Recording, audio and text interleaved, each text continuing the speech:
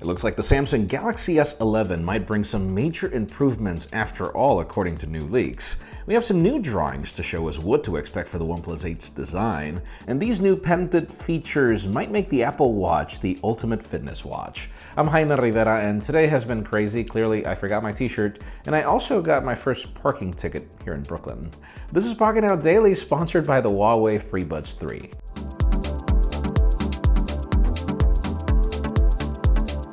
The official news today begin with deals. We continue getting more deals when it comes to Apple products, and they keep getting compelling. Currently, Apple is blowing off all their iPhone 6s and 7 in the inventory of refurbished devices, starting at $145 for the 6S, $185 for the iPhone 7. They also have some deals on the Apple Watch Series 3, which is $100 off, and now starting at $199, and the Series 4 is getting even better treatment with the $350 discount, leaving it at $399, obviously depending on the variant that you pick. And finally, the FitBit Versa 2, we're just going to throw this in here, is $50 off, leaving it at $150 shipped. But because Google acquired that company, I think you'd better off just buy an Apple Watch.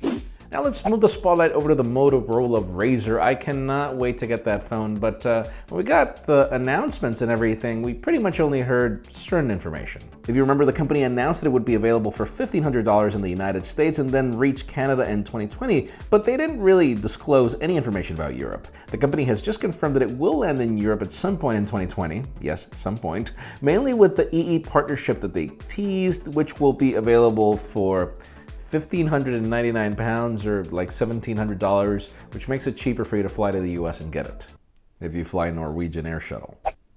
Yes.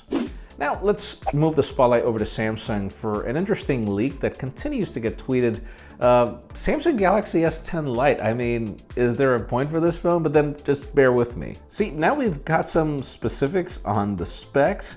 And this device doesn't seem like a mid-ranger. It packs a Qualcomm Snapdragon 855, triple cameras, and the setup will include a 48-megapixel sensor with 12-megapixel wide angle and a 5-megapixel depth sensor in addition to a 32-megapixel selfie shooter. Now, there were no release dates listed, but the thing about it is, yes, so are we losing the telephoto? Is that the plan?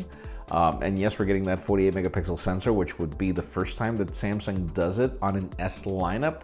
We'll see about that. Today's episode of the Pocketnow Daily is brought to you by the Huawei FreeBuds 3. Whoever said that active noise cancellation requires bulky and expensive earbuds or headphones? Huawei FreeBuds 3 are sleek, practical to use, and very aggressively priced. They also offer a crazy 20 hours of battery life when you match the case, and the case also supports wireless charging, and there's also bone sensor clear calling to enhance the experience. You can also expect some insane low latency if you pair them with your favorite EMUI-powered device. You can learn more about the Huawei FreeBuds 3 in the link in the description below. Now let's move back into talking about Apple Watch territory, particularly because we've got some patents that make it really interesting. This week, the company was granted a patent that would bring Face ID as means of authentication. A small camera would also help in certain situations, like snap a quick picture or scan a QR code. It also talks about bringing an EMG sensor to the band of the watch, which would determine if you pick something up, like a basketball, a bat, or weights. It will tell you how tight you held and, how your performance was. It's not exactly sure if we're going to see this in Apple Watch Series 6, but let's just hope this doesn't pretty much cripple the whole third-party market of Apple Watch bands.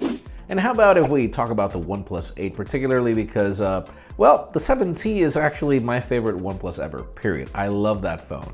But we keep getting leaks as to what to expect for the next generation. We have some new drawings that show us that we should expect two models, one with a single punch hole at the front and one with a dual punch hole. At the back, we see a quad camera arrangement, considering that at least one of these two smaller holes could be a time-of-flight sensor. Obviously, OnePlus has been making some improvements on the camera. Watch my comparison against the Pixel 4 XL. I was shocked with the results. I'm not saying they were as good as the Pixel, but really close. Thing about it is I can't wait to see what we get later. And finally, the most interesting news today have to do with the Samsung Galaxy S11, because yesterday we were covering the fact that the design might underwhelm, and as it turns out, the back probably, the front not so much. Apparently now on Samsung's Android 10 beta for the Galaxy Note 9, there is an option to toggle between 60Hz and 120Hz refresh rate. Obviously it won't do anything on the Note 9, but it seems that Samsung is preparing it for future devices. Currently only the RAZR phone and LCD or the Asus gaming phones bring 120Hz displays, particularly particularly an OLED, so it would be great if Samsung would figure that out, but also solve the brightness problem, which Galaxies have always gotten great. But let us know in the comments down below. I mean, what do you think? 120 Hz on the display? Would that be something that would entice you? Because in my case, you know, I want it, I wish that Android would do a better job at supporting it. Meaning everywhere, across the board, not just certain games, and not even a ton of games supported right now. Let us know what you think in the comments down below. Friends, again, if you want to get the news earlier, follow us on Pocketnow.com and subscribe to our channel for more videos like this one. Also, follow us on social media as our extended coverage happens on Instagram, and follow me on my personal handles to see me play with these phones. Please give this video a thumbs up if you like what you saw. I'm Jaime Rivera. Thanks so much for watching. We'll see you tomorrow.